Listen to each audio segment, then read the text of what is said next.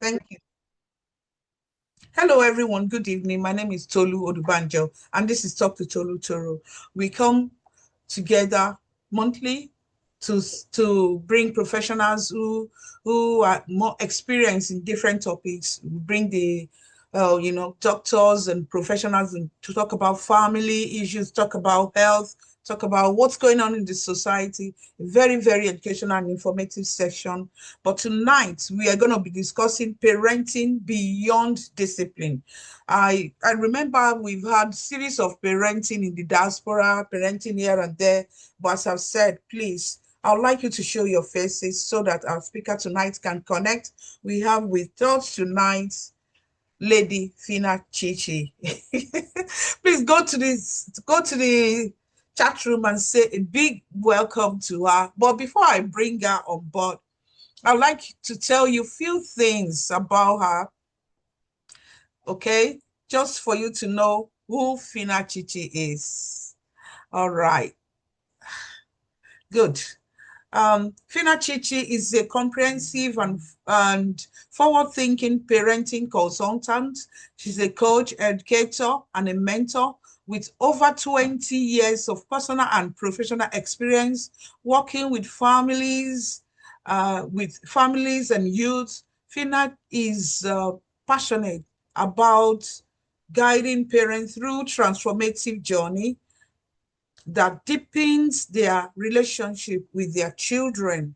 She places a strong emphasis on the power of words and intentional communication, helping families nurture emotional well-being and adapt to their children's development changes.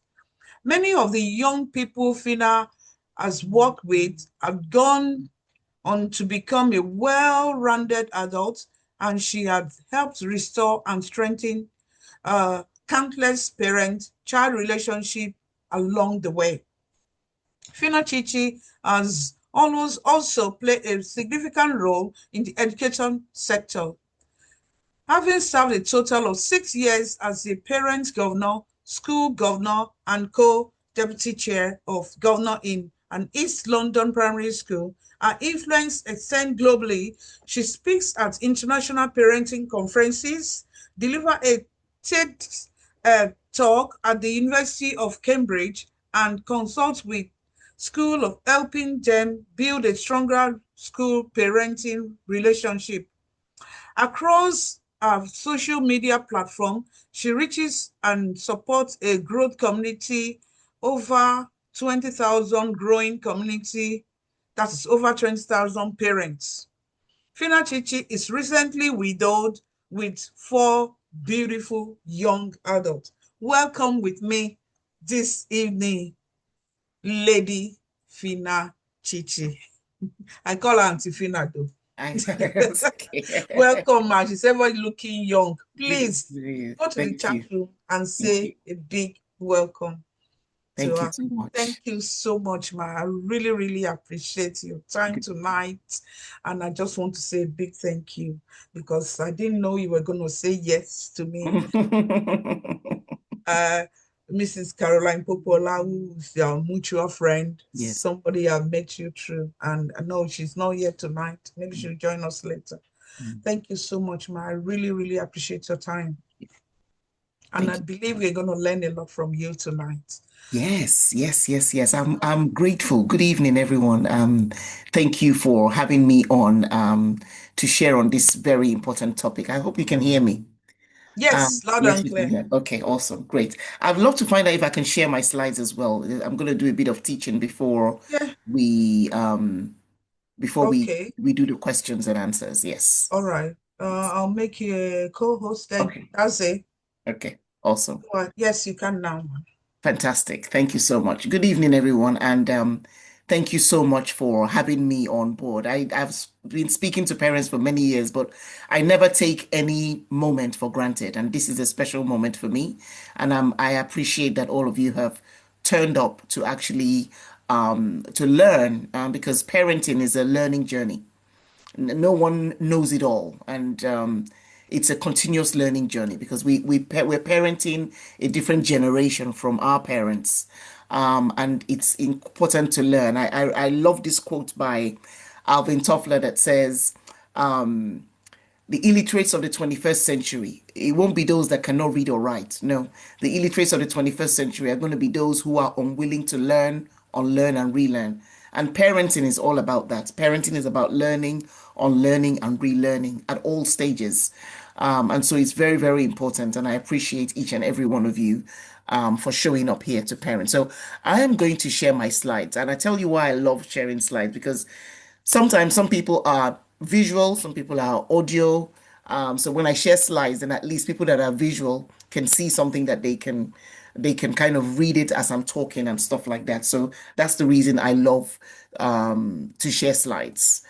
So let me do that and just make sure that you can all see the slides before I go on. Start sharing. We'll stop other. That's fine. Yes, I'll say yes to that. Okay. Just bear with me a second while I bring it up.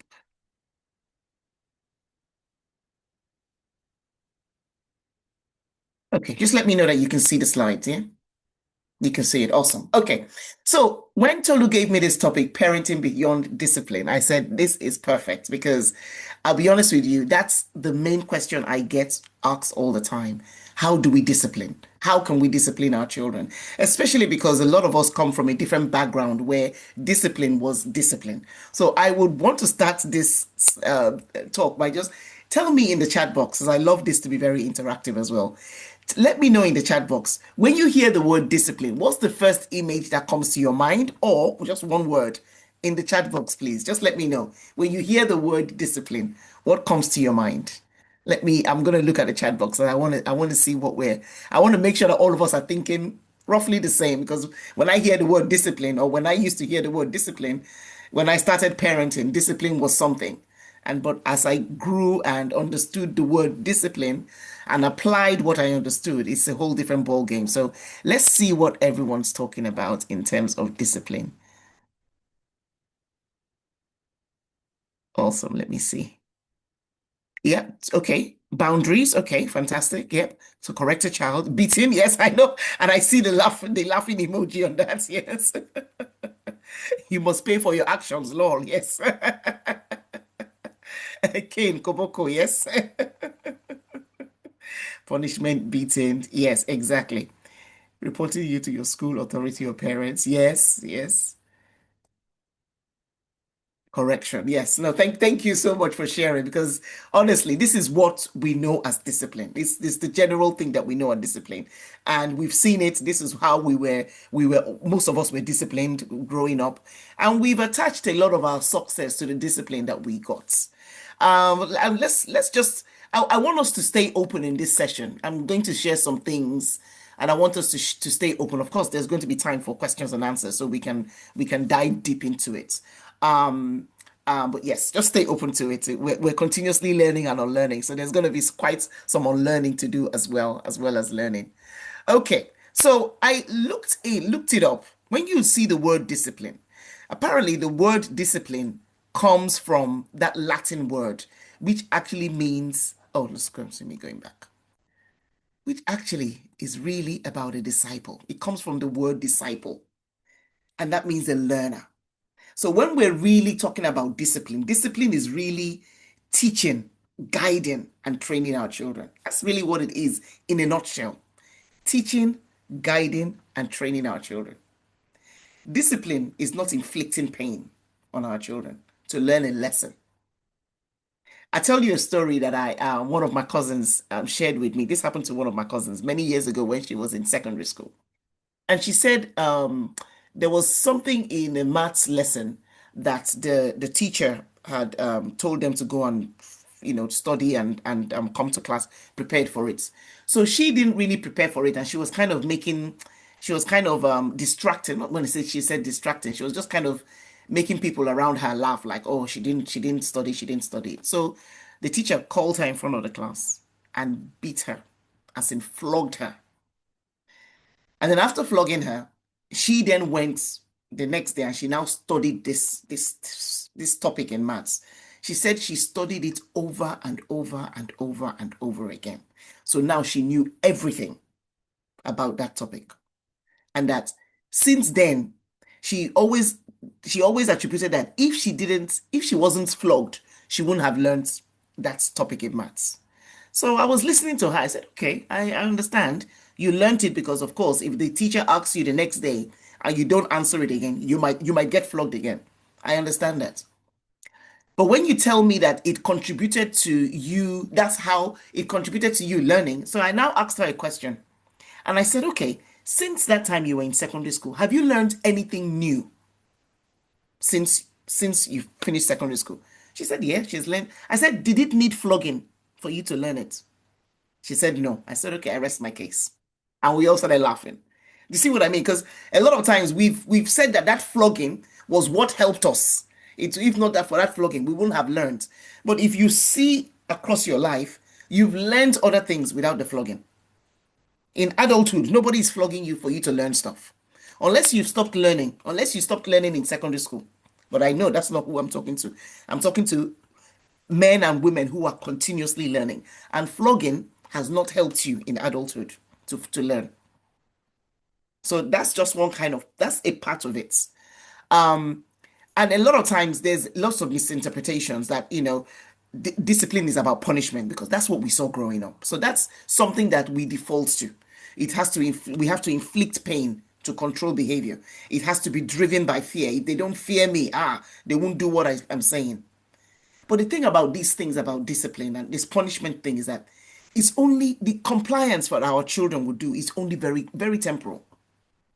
Okay, yes, you flog them. Okay, then they will do what you want immediately. But is that sustainable? Is that sustainable? No. And our children are growing up in a world now where there's more awareness about these things. There's more awareness that our kids know that this punishment is actually not the right way to go through discipline. So when you're punishing them, they're not seeing it as for their own good.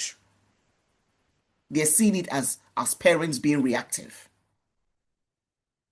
And so in today's world, we need to start kind of looking more into what does discipline really look like and how can we discipline? How can we imbibe this discipline in our children? Because our children do need discipline.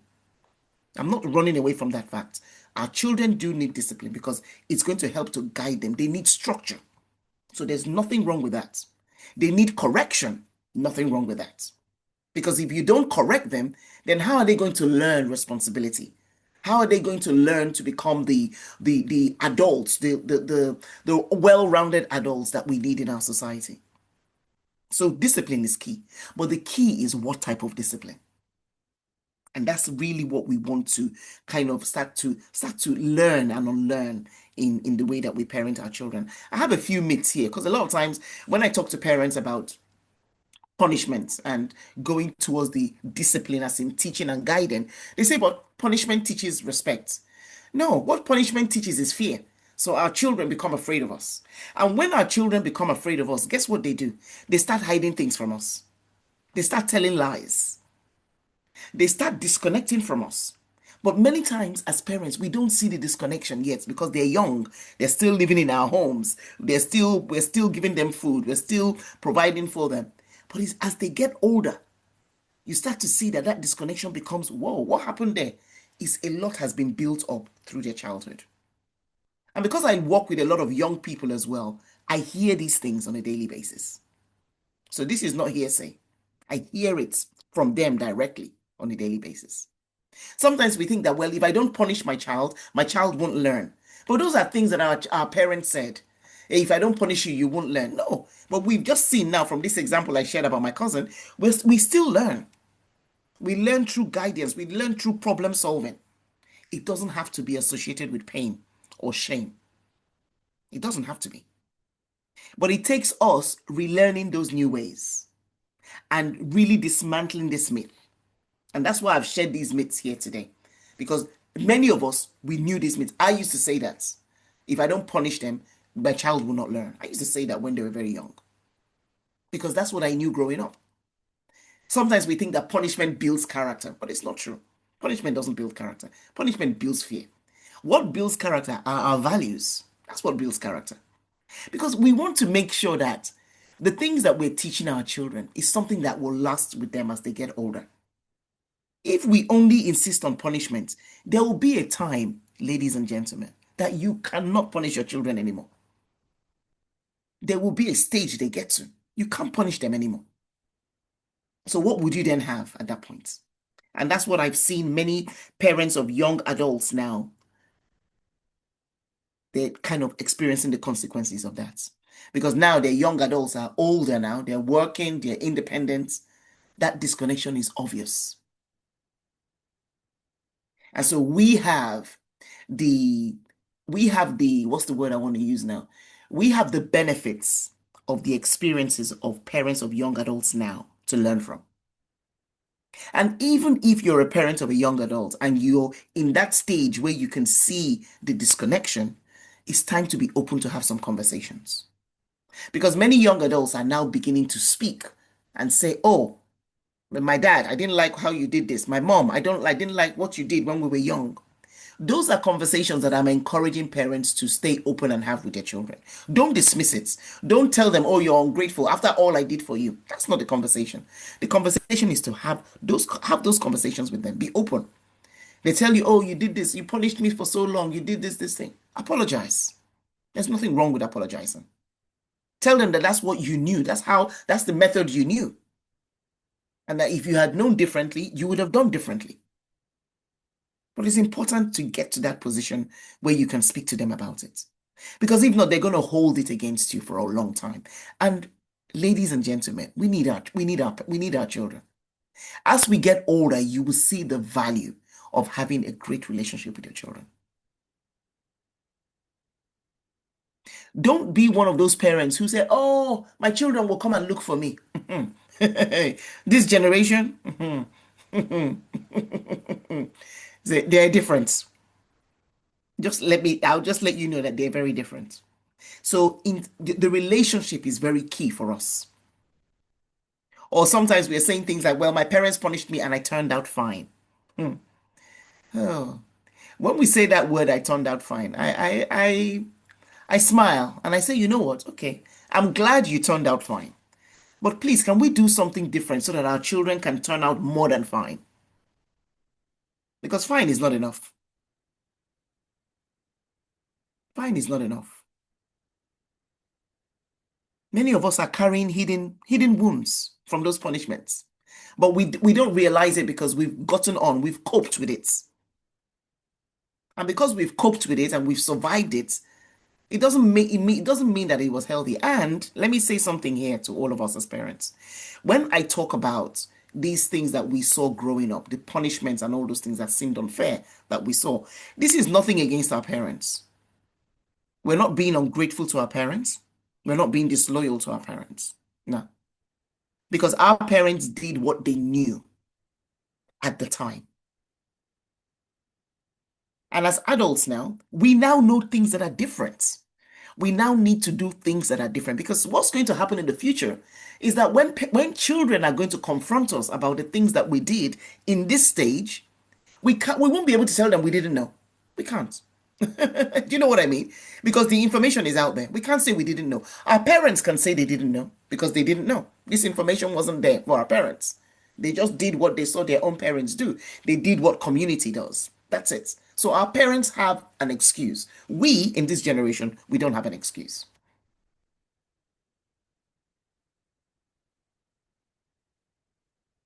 So it's so important that we start to really look at these myths. If any of these myths, what actually, even in the chat box, let me know one of these myths that was something that you know or that you talk about. And for me, mine was that if I don't punish them, my child won't learn. That was definitely my myth that I had to unravel to say, oh no, if I punish them, what does punishment mean and what is discipline? And knowing the difference and then using that discipline method. So let me know in the chat box, which of these myths have you believed or have you heard before in the past? Let me know in the chat box as we go along. And I like this. I'm going to share what this is. So when Tolu as well gave me parenting beyond discipline, I said, okay, what does parenting beyond discipline really mean? And you know what parenting beyond discipline? Because when we say parenting beyond discipline, people think that we have to parent with discipline. And yes, we have to parent with discipline, but we don't have to parent with punishments. And I'll show you other ways that we can. I'm not telling us to avoid consequences. No, consequences are important. Discipline is important, but the type of discipline is what we're talking about. That's what we're talking about. So parenting beyond discipline really means building on the foundation so that discipline is part of the tools. A lot of times when I talk to parents, the first question they're asking me is, so how do I discipline my child? As if that's the only thing about parenting. No, discipline is just a tool among the other tools in parenting. It's just part of the toolbox. It's not all, it's not everything. Everything about parenting is not about discipline. But discipline is part of it. Discipline is important. That's what I said here. It's important, but it's not the whole of parenting. The foundation of parenting is really in your relationship with your children. That's the base, that's the baseline. That is the baseline. And think about it like a building of a house. If the structure of the building is weak, what will happen to the windows and the walls? Cracking. Eventually might dismantle. It's like in parenting. If the foundation, if the relationship is not there, if there's no trust, if there's no love, if there's no respect, if there's no emotional safety with the children, then it's very easy for the children to hide from you, to lie, to make mistakes and not tell you, and then to disconnect from you. Very easy for that. That's the weakness because the foundation is not strong. But when the foundation is strong, when your children feel safe with you, when your children feel connected with you, when your children can trust you, when there's an emotional safety that they have around you, then guess what? When you give them the rules, they're more likely to listen to those rules. They're more likely to come to you to share with you. This is what it's all about. It's the relationship. But again, when I share about the relationship, I'm very conscious because I know that we as parents, Gen X, millennial parents, and actually some Gen Zs now have children. So if in any of those generations that you're in, we're learning this stuff newly because our parents didn't model it to us. Many of our parents didn't model it to us. So we're having to learn and then apply immediately. Our children will have the benefits of seeing it being modeled to them. We didn't have the benefit of that. So we're having to learn. Your relationship with your child is what then makes discipline stronger for you. That's what then makes them to listen to your rules, to abide with your rules, to grow with your rules. It's the relationship. Because something that I tell parents is that if you don't focus on the relationship with your children, so you have the relationship here, you have the rules here. If you only focus on the rules, oh, you must do this because I said so. You must do this because I'm your mother. You must do this because I'm your father and I said so. And my word is final. You keep on rules, rules, rules, rules, rules. They get to a stage in parenting. Your children are growing, remember? Remember your children, they're not going to stay 5 for too long. They're not going to stay 10 for too long. They're growing. And there's a point where those rules will not matter anymore. And because you've not worked on the relationship, you're left hanging. Many parents are in this point now, where the children have outgrown the rules and there's no relationship.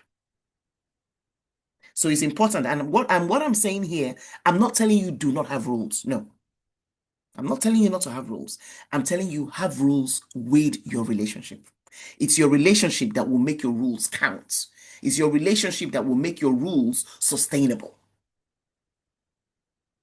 So keep them hand in hand. Don't leave one for the other. Very important to know this. Very, very important. I've kind of talked about this. Discipline is just part of the bigger picture. Okay? And I shared this as well. Discipline is just one of the tools in that your parenting box. Okay? So there's connection, there's guidance, there's boundaries. There's also discipline. That connection is key because that connection then makes every other thing easier. So your connection with your children is very important. And if we have to learn it, then let's be open to learn it. Let's be open to start listening more to our children. Let's be able to speak to them so that it's not that they're afraid of us. I know a mom who shared with me some months ago, and she said one day her 6-year-old son spilled water on the kitchen floor or the carpet, one of them.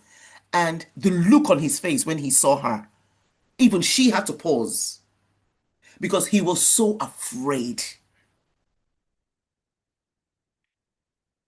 He was so afraid. And then she looked at him, and then because she was about to shout, then that his face just made her pause.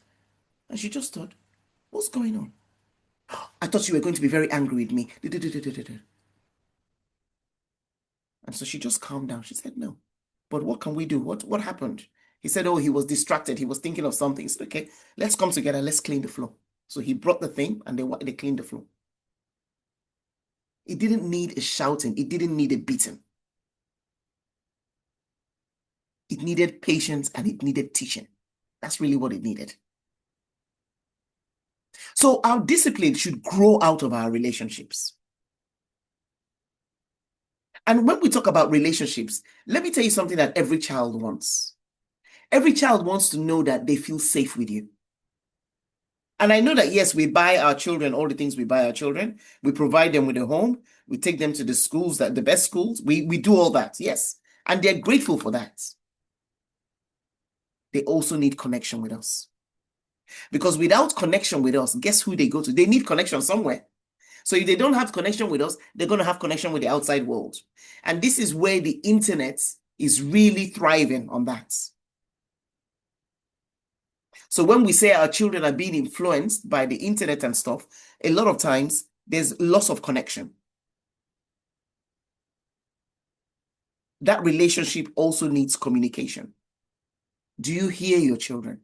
When your children come and say, oh, mom, I didn't like how this happened, this, do you attack them or do you listen to them? Do you communicate with your children?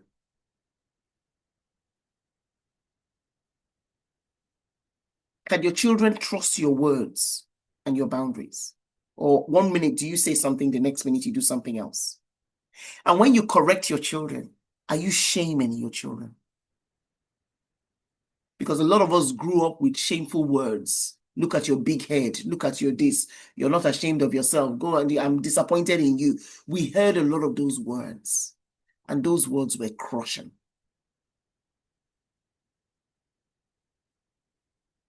But it's time for us to do things differently so that then we can discipline in the right way. Because when we discipline in the right way, it works. When you set rules, when you set your values in the home, it works. The reason why a lot of times that it doesn't work is because of the methods that we're using. And I know, let me even say this now before question times comes, because I know in the questions that this question might come. And it might, as Christians, we might ask, what about spare the rod? The spare the rod verse is a very common thing. But when you then go deeply into the Bible and you go on understand what the rod represented back in those days, the rod was a guide for the sheep. And sometimes we've also asked ourselves, okay, if the rod was for flogging and for beating and for inflicting pain, then why in Psalms 23 did they tell us the rod and staff, they comfort us? I think sometimes we need to start thinking and reading and asking God for more understanding from what we heard growing up. I was even reading recently and I was just reflecting for myself, and I said, we didn't even hear of Jesus beating anybody. We didn't hear of Paul beating anybody. We heard of them communicating, correcting them. Yes, they corrected people. We didn't see them flogging people.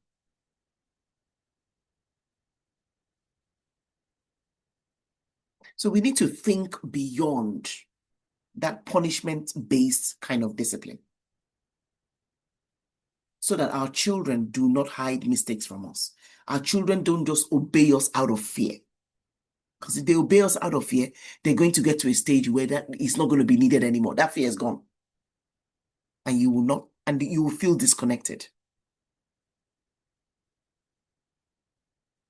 I sometimes wish that many parents who are at that stage of disconnection sometimes can share how it feels, because it's really, because I coach a lot of parents, it's not a good space.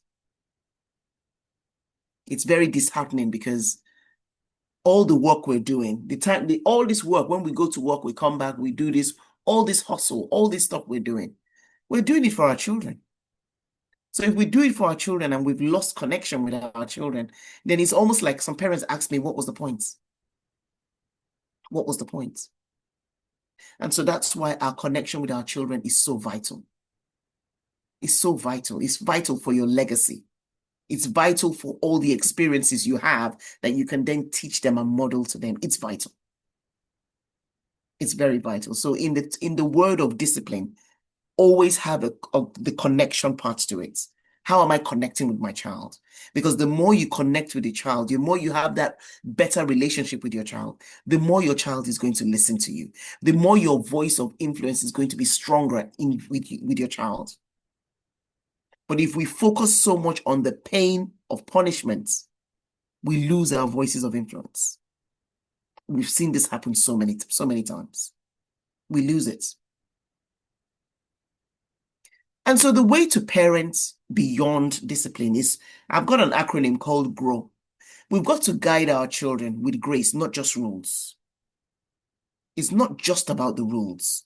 And as our children get older, it's very important to start collaborating with them with the rules. So yes, when they were much younger, 5 years younger, you've set the rules and said, okay, this is what we do here. This is what we do here. As they get older, 10, 11, 12, call them together.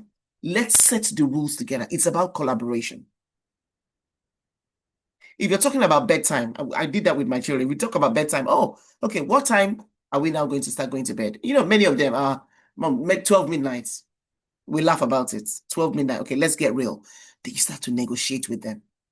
When our children know that they were part of the rule setting, it's easier for them to stick with it. And this happens a lot as they get older in their teen years. It's very, very important. Because the more that they feel that they're part of the rule setting in the home, the more they feel the more sense of belonging. And that sense of belonging is very important. Because when our children don't have that sense of belonging, it's very easy for their friends to influence them. I do a lot of work with the youth justice department here. And a lot of the children or when I say children, a lot of the teenagers who are in the system, when you ask them what happened, a lot of times they tell you, my friend said, your friend said, and that's what's landed you in prison. My friend said. So the negative peer pressure out there for our children's generation is strong, is very high. But when you get them involved in rule setting in the home, when you get them involved where you're able to listen to them and talk with them and have this open communication with them, they're less likely to be influenced negatively outside. Because outside, they will question, oh, why do you want me to do that? No, I don't want to do that. No, my dad is not going to be happy. My mom is not going to be happy. It's much easier for them to say that. But if all they've had in their house is kata kata, issues, quarrel, and their friends being friendly say, come and join us. Oh no, it's no big deal. No one will find out. Children will just follow. So we want children who are able to say no outside. We want children who have the confidence to know that, well, if this my friend doesn't stop talking to me, if this my friend stops talking to me because I didn't say yes, I have other people I have my family. But when everybody is against them in the home and they go to school, they will run to anybody that accepts them. And the anybody could be bad people or people that don't have a better, that their parents are not bringing them up right. So guide them with grace, not just rules. Focus on relationship. Relationship is key. Have the open communication. Listen to them. I know that sometimes many of us, maybe we didn't even have the opportunity to sit down with our parents. Many, I'm not generalizing, but many people didn't have that opportunity because once the fathers come back home, everybody's jumping from one place to the other, or the mothers come back home, everybody's scattered. They didn't have time to listen and talk.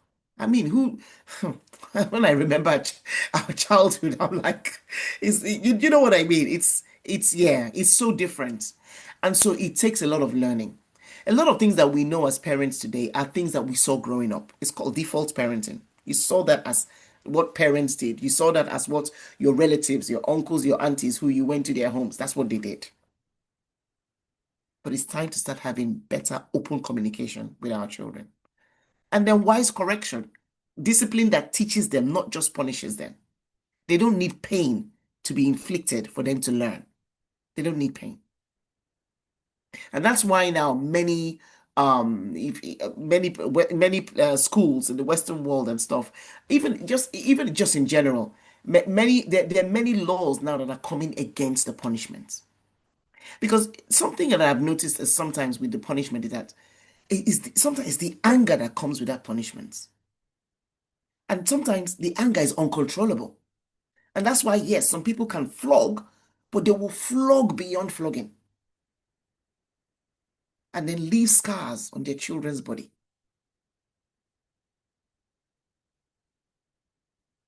And so children then grow up with the thing that flogging is the way to discipline. If you don't do something my way, then I flog you. And guess where that's also affect what that also affects? That also affects them in adulthood. When they get into marriages and one of their spouse doesn't do something the right way, they're inclined to flog because they saw flogging growing up. Some.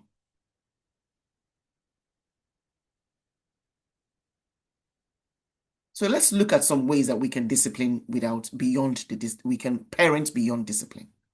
I've talked about it. Relationship. Have regular one-to-one times with your children. One-to-one. If you have 4 children, pick up some times. I did that as well.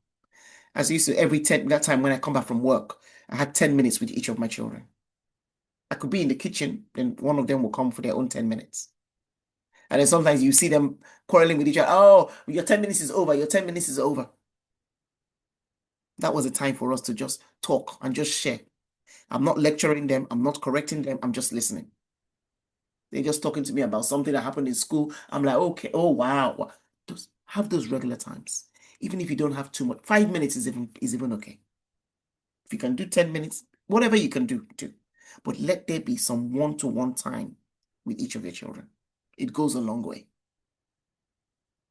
I'm hearing the benefits. Now that they're young adults, I'm hearing them talking about those times. Have some shared activity, cook something together, go for a walk together, whatever it is, just do something with them. Let them have memories of laughter in the house. It doesn't have to be only Christmas that they're laughing with us. Affirm them. Affirm your children. These are ways to build that relationship. Because the relationship is the foundation of the house. Once that foundation is strong, then those disciplines and those rules and those values, they're more likely to stand because the foundation is strong. Another way to parent beyond discipline, teach them. Don't just tell them. Like say, for example, your child forgot to take his homework.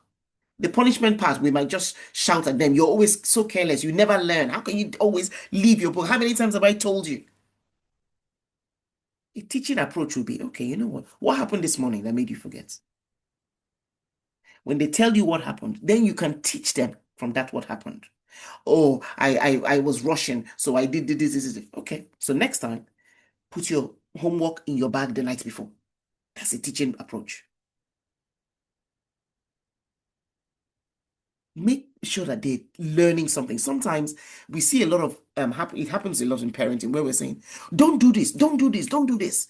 There's a lot of don't do's, but there's not a lot of what they should now do. Don't pour the water there. Don't do this. Don't don't open the door. Especially for smaller children. Don't open the door. Instead, we should tell them, please open the door. Tell them what to do. Rather than focusing a lot on the don't. Because a lot of time our children are just scared. Okay, I'm not allowed to do this. I'm not allowed to do this. But they don't then know what should they then do. So teach instead of just telling them. And then we've got to model self-control. I'm telling you, we've got to model self-control. Because a lot of the issues that are going on with our children today is based from a lack of self-control.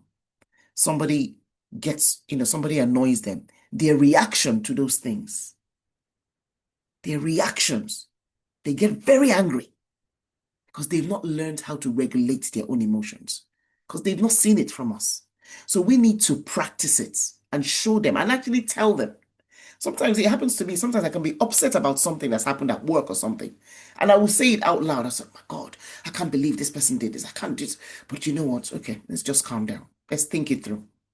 And I will be saying it out loud so that they can hear what I'm saying. Because then they can apply it in their own way. I remember even not recently, maybe a few months ago, I was looking at my phone. And you know where it says on your phone the time you've spent on social media. So I saw that my thing on was it Instagram or Facebook that was 4 hours. Hey, I screamed. I said, "What?" I said, "Mom, what's wrong? What's wrong?" I said, "Please come show me this stuff." You know, the Gen Zs, you want them to teach you. I said, "Show me this stuff." I said, "What does this thing mean? Is it mean that you telling me that in 24 hours of today, 4 hours of it I was on Facebook?" I said, "No, this is ridiculous. I know I was watching a video. I know I did 4 hours. Is this 4 hours for today or 4 hours for the week?" They said, "No, Mom, it's 4 hours of the day." I jumped. I tell you, I was doing all this reaction, but I was teaching them at the same time. So that they too can start looking at their time on the phone. So what I did after that, then the next time I said, "Oh, thank God, phew, it's gone down." Now I've even put a limit on my phone, and I've told them I've put a limit on my phone. I said, "Nah, can't be spending 4 hours on Facebook. What am I doing for Facebook on 4 hours? I could have done this, I could have done that." I'm saying it out loud so that they can hear as well and apply. They may not apply it every day, but sometimes they will remember that my reaction, like my African mother reaction. Do you know what I mean? If we make a mistake, own it up, speak up loud. Hey, I did this, so no, I shouldn't do this. I know I'm upset right now, but do you know what? I need to calm down before I talk. Say it. Model self-control. It's so, so important. And then the other part is equip them with the skills, not just warning them what to do. Equip them with the skills. Many of our young people, they don't know how to handle conflicts. They don't know how to handle disappointment. They don't know how to handle being responsible. Because a lot of times we warn them, don't do this, don't do that, as I shared before, instead of sharing them with them the skills. How can they handle conflict? If they have a sibling rivalry, if they have an argument with their sibling, how are we teaching them to actually deal with the conflicts? Instead of saying, stop looking for his trouble, stop doing that. Everybody, stop it. Oh, I've seen something on social media where the parents put the siblings put a t-shirt put a t-shirt on top of both of them so that they must get on. They must get on. I don't know. I mean, that part is funny, but I'm hoping that they still learned something about conflict resolution, how to handle the conflicts, how to talk it out. So we've got to equip them with those skills. And if you think about it, you find out, and I want you to reflect as well, just on your own, and just whenever you're correcting your children, think about, have you then taught them a skill in that moment? Because a lot of times in that moment, we're even very angry. So that's not even the right time to teach them skills, because to be honest, they will not hear you. All they're seeing is the anger. So make sure that we have controlled our emotions. And controlling our emotions doesn't mean we hide our emotions. It just means that we're able to regulate them and not speak to them in that angry moment. Because in that angry moment, all they're going to see is our anger. The experiences, the teachings, the value that you have to bring to the table, the anger has squashed it up. So wait until you've calmed down to then teach them so that they can hear you, they can listen to you. And something I encourage many parents is that when you want to correct your children, especially as they start getting older, correct them individually. Don't correct them in front of all their siblings. Because when you go to their rooms or they come to your room or somewhere where both of you can talk it out with them. Explain to them why you didn't like what they did and what they should do differently next time. That's discipline. That's the teaching. That's the learning. When you do that with them on one-on-one, guess what? They have time to reflect on what you've said. But when you do it in front of all their siblings, you should have not done this. You did this. You shouldn't have done this. Guess what our children are thinking? They're more concerned about how their siblings feel, what their siblings are thinking about them, not what you're saying.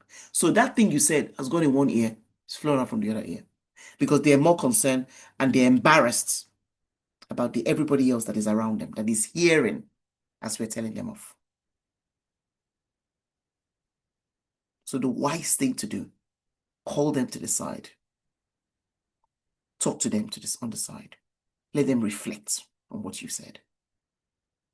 We need our children to learn reflection. We need our children to learn reflection.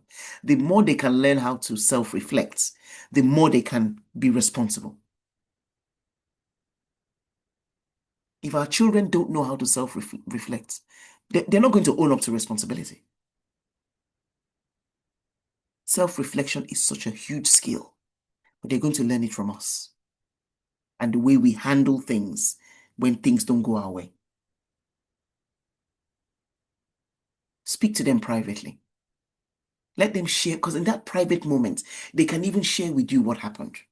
I remember my son, when he was in primary school, the teachers, they used to call us. They used to call all the time. Kenny did this, Kenny did that, Kenny did this. Kenny is not focusing. He's talking to his friend while the teacher is talking. I tell the teacher, on one of those situations, I told her, okay, thank you for letting me know. Me and Kenny are going to have a conversation about it. And so I asked Kenny, I said, what happened? What happened in school? The school, they called me again. What happened? He said, one of his friends was asking him a question, so he decided to just answer the question very quickly. But then the teacher was talking. So he got in trouble. I said, yeah, it's right that you got in trouble because when your teacher is teaching, that's not the right time to talk to your friend. But I know that you're talking to you're answering your friend's question because you are that kind of helper. I know that. Because you're a helper and you like to help your friends, you're helping your friends by answering your friend's question. The only thing with that is that you did it at the wrong time because your teacher was teaching at that time. Do you see the way I've corrected this, my son? So next time, if your friend asks you a question again, or even before the class, tell your friend, we will talk later on during lunch. No, you won't be able to answer him in the class that day. He did it. Now, am I saying that he did it all the time? No. Sometimes he will forget, he will still talk back to them. But I made him know that it's because he's a kind-hearted person. He's a leader who likes to help. That's why he was doing that. But he needs to also be conscious of his environment. Eventually, I stopped hearing from the teachers. And I'm just telling you this because even in that correction, you have to affirm them. Who are they? Who are your children to you? All my children, I call them leaders, right from when they were kids. So when I'm correcting them, I'm reminding them of who they are. I say, as a leader, leaders don't do this. This is what leaders do. You tell them what leaders do because you've identified them as a leader. Or if they're creatives, these are what creatives do. Creatives don't do this. These are what they do. Again, that's the teaching. You're going back to tell them what the people that identify, those creators, those leaders, those influencers, these are what they do. You're not comparing them. You're just reminding them of what people in those people without identity does. I've told my children, I told them right from the kids, they're leaders. I see them as leaders. They're going to make impact in the world. So whenever I'm correcting them, I'm reminding them. And I always tell them that their behaviors will then lead to who they're going to be. So if they know already that they're going to be leaders and then they're misbehaving now, that's going to affect that future goal that they have. That's how you correct them. It gets them to think, I'm a leader. Okay, leaders don't do this. Oh, leaders don't do that. It gets them to think. That's how we need to parent beyond discipline. That's how we need to parent, teaching them, guiding them, having that relationship with them. That is what is key. So I want us, as we reflect on what does this discipline mean, what things will I now do differently around discipline? When that discipline moment comes, ask yourself, am I going to choose punishment now, or am I going to choose to guide and grow my child? What am I going to do differently this week as we come along? Every time you make a decision to guide and grow your child, you're depositing something in your child and you're strengthening your legacy. But every time you choose punishment, there's a disconnect already happening. Because that punishment a lot of times punishments it's almost as if we punish more than the actual thing itself, if you see what I mean. There was a girl on Instagram the other day that was sharing how her punishment, she didn't greet her dad, or she greeted her dad, but her dad did not hear her. And then the next thing, she was made to kneel down by the wall or do something with her hands up for an hour. Does that fit the crime, if that was a crime? And that's what she remembers. She's a young adult now. But in that video that she shared, she was telling the dad about it, reminding the dad about it. And the dad apologized, which was good. The dad apologized. But I'm giving you that as an example. That sometimes think about what was done versus the punishment you're given, and check to yourself, is this punishment or is this growing and guiding my child? So I trust that with this, I know we've got a section for questions, but I wanted us to share in the chat box, what is something we're taking away from this session in the chat? If you can just share that with us, and then I will stop sharing and we'll come down to questions. So if you just share in the chat box what you've picked from what we have learned so far. Thank you so much. Wow. Thank you. Auntie Phinnah, thank you so much. Awesome time. I know it is full. Thank you. Really enjoy yourself. Now the floor is open for questions. Please remember, it's a very informal setting, and let's make it as interactive as possible. If you have any question you want to ask, please, you can unmute yourself. Let me know. Use the icon to just to do a thumb up, then I will unmute you, because I don't want everybody speaking at the same time, so we can hear ourselves. If there's a comment or example, or what you have been doing with your children that has worked for you, anything, please feel free to use the icon to raise your hand. Thank you so much, Auntie Phinnah. That was awesome. Thank you. I wasn't expecting less anyway. Thank you. But before you go, Mark, can you, while people are preparing their question, can you please quickly tell us, because I know you are a consultant, and I know that you work with families, you work with parents who have difficult, I won't say difficult, who have challenges with their young adults, I'll say. Yes. You speak to them, and you tell us about your consultation, Ma, and how we can find you. Yeah, I think a lot of times I do a lot of consulting with families. So sometimes there's situations where I'm coaching just the young people themselves, because sometimes they need some help in their confidence level and friendship issues and all that kind of stuff. A lot of times I'm coaching parents as well, who are finding it difficult in this transition stage, especially for parenting their teenagers. The teenagers are now changing, or parenting young adults. So those are the kind of things that I start to coach them about. And it really boils down to relationship. With the parents of young adults, there's a lot of repair work now needed, because a lot of things have been done in the past. The parents didn't realize. and now it's coming up, oh, this happened, that happened, all those kind of things. And so we're working on repair. Apology is key, but also a changed attitude and also the change in the way that we're speaking to our children. The reason I'm very passionate about this as well is that a lot of times this disconnection in the relationship has affected even our children's faiths in Mm. God for Oh, for for people who are Christians. It's affected them because the relationship with their children, the relationship with their parents has been something that because their parents introduced them to Christ. Parents has introduced them to going to church and stuff. And if that relationship is disconnected, sometimes a lot of the young people disconnect from God itself and their faiths. And so it's a big thing for me. So yes, I do a lot of consulting and coaching with parents as a family as well, or just parents on their own and young people on their own as well. I also coach a lot of young adults in university. So that's the kind of work that I do. thank you, Ma. If Thank you. you need to reach, someone need to reach you, can they connect you through me or something like that? Yes, I'll and leave then your number yes, I will leave my Instagram and do. Yeah. handle here so that they can DM me. Because sometimes when I get calls on my WhatsApp that I don't recognize, I don't pick up all the calls. So WhatsApp, send me a DM and then we can connect through WhatsApp. Yeah. Yes, I have yes, a question here, Ma. Someone yes. said, how do I correct my 7-year-old son who resorts to lying, even after speaking to him? The importance of telling the truth, no matter what, but still resorts to lying Okay, when in trouble. okay, okay. When in trouble, yeah. Because Yeah. a lot of times children resort to lying because they're going to get into trouble for what they did. And that getting in trouble for what they did, of course, a child would not like to be punished.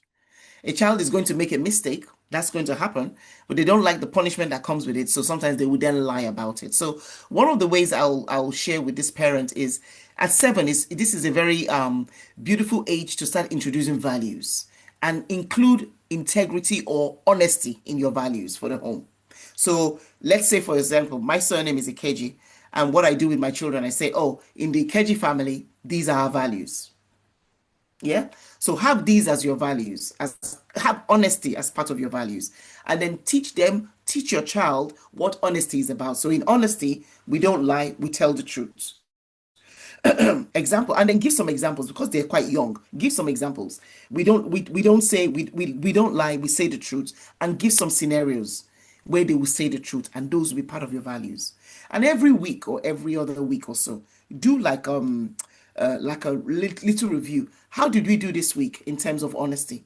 And you see children, even if you want to give them a sticker or give them a little reward that they were honest that week, that's something you can do. At least it just helps them to know, okay, I was honest this week. I didn't tell a lie. And it's a big deal for them. Did you see what I mean? Because of that young age.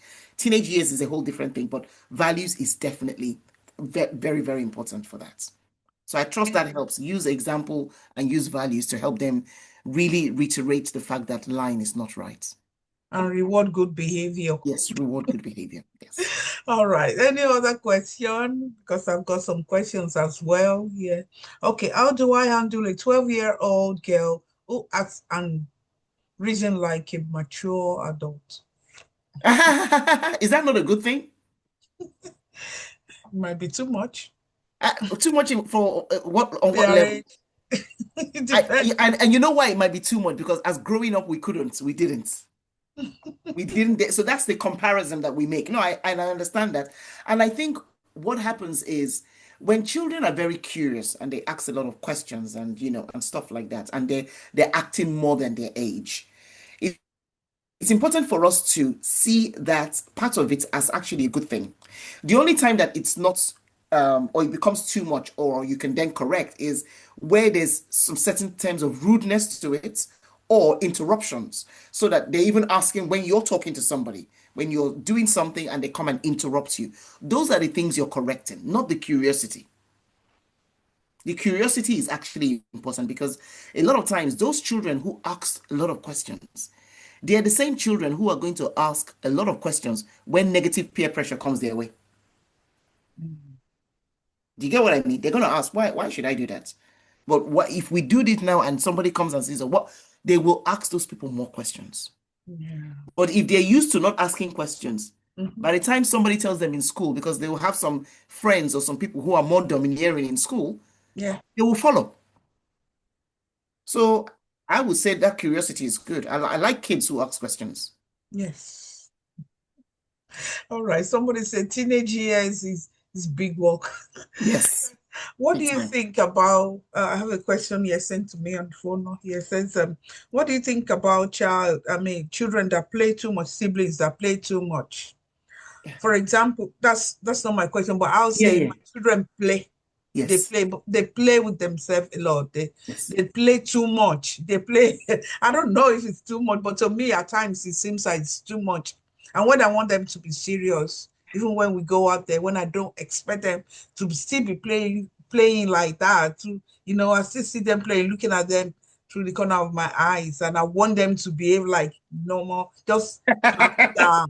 Let's calm down with it. They are playing, even if they're Yes. not talking, they're touching their fingers. And the baby is 16. And I'm in court. I don't expect that. I expect them to behave like you guys are not babies anymore. But they play a lot. What would you say? Because somebody is asking, Mother, what do you think about children who play amongst themselves too much, siblings? Sorry. The reason I'm laughing is because this is something that is very, very common. Um, okay, so let's say, for example, your children go out, you guys go somewhere, and your children are playing. What do you want them to do instead? Just please let me know so that I can, yeah. Let me know what you want them to do instead in that moment. Because yes, there's time for play, there's time to be serious, but what we're talking about, because we did when we were kids, this is what happened. When we went out with our parents, we were just meant to just be quiet. The more quiet you were and steady you were, the good this is a good child. We were judged by our quietness and just everybody stay still. But they're children. Yeah, How are children meant to stay still? And I'm not saying that we should allow them to just go and run over everywhere and stuff. I know. But our children playing with themselves is actually good for their relationship. It is. It's actually good for their But relationship. sometimes people look at you kind of weird as a parent that maybe, oh, they Are we should are we parenting? Are we parenting for people or for our children's relationship? for our children's relationship. And I mean, if we want our children to do something different than playing, if we Mm, have books and we say, okay, read your books, that's a different case. But many times we're not giving them the alternative of what to do. yeah, We just want them to be still. Do you see what I mean? It's not like, possible. okay, we just want them to be still because we feel that being still is behaving themselves. All right. Thank So, you. Someone says, thank you so much for the powerful session, but I am a believer of for every action, there's an equal and opposite reaction. Reaction for good action is reward, and reaction for bad action is punishment. Like you rightly said, the measure of punishment needs to be considered. So how to do what's that? How to do restore or stop sibling rivalry? How do you stop sibling rivalry? I think that's what they want to say. how do you stop sibling rivalry? Rivalry. Oh, how do you stop it? I think sibling rivalry, do you know what? As siblings are going to have, they're going to quarrel with each other every now and then. Of course. It's going to happen. But of course, what we don't want to do is we don't want to ignore it, especially when it gets worse. That's what we don't want to do. But for regular, normal stuff, children quarreling with each other is normal. But what they then need to do is we still need to talk through about it. And this is where we help them and teach them conflict resolution. So even if they quarrel with each other and stuff, how have they then come back together? How have they then resolved it? Did you see what I mean? And the more you focus on your relationship with your children as a team, I tell you something, a lot of times sibling rivalries can even stem up from we comparing our children with each other. When we compare our children with each other, they see they could. That's what can even drive bigger sibling rivalries. So we need to be talking to our children as a group. I can't do without you guys. I'm so grateful that I have you guys as my children. Yeah. I am so blessed to have you guys. You're always talking to them as a team. You guys, I miss you guys. What have you guys been doing? Talking to them as a team so that they know that together we are we are with our parents. That helps to build the sibling relationship. And so sometimes you can see the sibling relationship is tight. The rivalries they're having are just sometimes playful rivalries. Yeah. But when Good. we see that it's getting out of hand and maybe they're keeping malice with each other, they're not talking together, we need to Yeah. come in and sort that out. And again, include that in your values. We have in this family, we respect each other. In this family, we love each other. Don't assume that they know your values. You've got to be specific about the values you want your children to hold on to. And when you see that there's some things going on, like the children maybe telling lies, children quarreling and stuff with each other, being disrespectful to each other, add those things as part of your values. Our values can change. We can increase number of our values at any certain time. Be dropping them in as values so that you're correcting them because this is our values. Very important. Thank you, Ma. I have another question. Someone said, thank you so much, Ma, for so far I have learned how to resolve sibling rivalry, also teaching my children what to do and not just telling them, also model self-control to them, letting them see how I handle disappointment, right?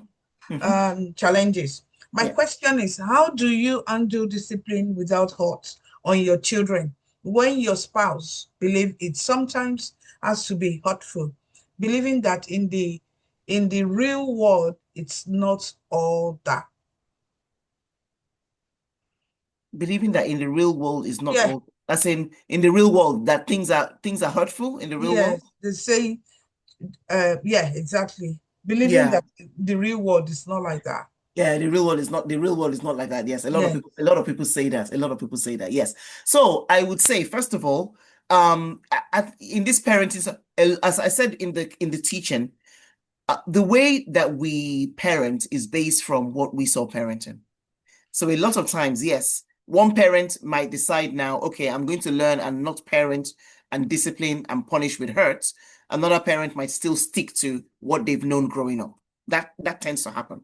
But one of the things that I tell parents is that when you learn, when this thing there's also a conviction that happens with this stuff. When we're teaching parents about these things about parenting and parenting beyond discipline, it's not a force. We're not forcing parents. We're sharing with parents what is working. And with the experience, the years of experience that we have, we're coming from somewhere when we're sharing these things. So it's not by force. But what I will encourage parents to do, whichever parent feels that, do you know what, I'm going to make a decision and start changing the way I'm parenting my child. Because you see this relationship thing with my child, I'm going to have a relationship with my child. Stick with it. Stick with it. I'm telling you, stick with it. What happens later on is your other partner will come onto it because your other partner will be seeing that it's working. As time goes on, they will see that it's working. It happened with me and my husband. My husband was very much punishment driven, insults, all that, because that's what he got when he was growing up. And I used to always encourage him. I said, let's try to do it this way. He said, no. You want to be their friends. I want to be their friend. It's not about friendship. It's about building their self-esteem. I tell you something here. Punishment does not increase our children's self-esteem. Punishment, you see this tough punishment that we do and we think that worked for us in the past. It does not help today's children. If punishment was the game changer, why are we in the situation that we're in our country? Why? If punishment was the answer to everything. No. Values. When you start with values, you will see changes in your home. So I would just say, encourage your partner to join you on this journey. You guys try it out. Speak to your children. You see this generation of children, speak to them. Communication is the key to our children's hearts. It's not punishment. And we're not telling you to reward their bad behavior, because I saw a comment about we need to reward good behavior and punish bad behavior. Children are children. Children are going to make mistakes. Did we not make mistakes when we were growing up? How can children be perfect? They're going to grow. Their brain, if you know stuff about the brain development of the children, is still developing. They're not going to be perfect. But with constant communication, constant love, constant building of relationship, constant speaking to them, spend 10 minutes every day with your children, one-on-one. You will find out that you don't have too many things to tell them off about anymore. Try it. But we need the patience to try it. And it's an unlearning game. Give it a try. If you work on your relationship with your children, those tips I shared about working on your relationship, try it out. Well, I like this See the question. difference. Sorry. Yeah. Sorry, but thank you so Okay. much. That's Thank all you. right. I like these questions. I say, how Yeah. can we reverse the damage done to most of our teenagers due to our poor parenting method? Yeah. Yeah. Mm. It's really about apologizing and having a conversation with them one-on-one and tell them, I've told parents this, tell them, you know what, son, I'm learning a lot of things now in parenting and reflecting back on how I parented you. I didn't do some things right. Please, can you forgive me? Your children will forgive you. And to Phinnah, most African dads don't apologize. I know, but we have to learn. That's part of the unlearning. I know. That is part of the unlearning. And can I tell you, guys, I want to tell you something because I know that there are many men I saw a few men here and I really appreciate it. I love dads a lot. Maybe it's because I lost my dad when I was a kid. But I'll tell you something. I lost my husband recently, last year. And just before he passed, because he was ill, he had cancer. And just before he passed, while we were just going through back and forth of the treatment and really believing that God was going to heal him, there was a lot he said about what he wished he did better, he did differently in parenting. And you see, children, they will forgive. But we've got to come to them. And for me, I would hate any person. I would not like anyone to leave this world with regrets of what they could have done differently with their children. It was painful. But I'm glad that he was able to have those conversations with his kids. Don't wait till that time. Your children need you, and you're going to need your children as you get older. As we get older, our bodies change. We need our children. Yes, they may live in different parts of the world, but the fact that they can call you and say, "Hey, Dad, how are you doing? Hey, Mom, how are you doing?" It's a blessing. It's a blessing.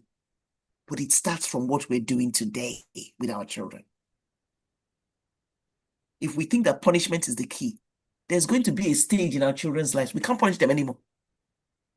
Well, is it when they're 26? Are you going to be punishing them?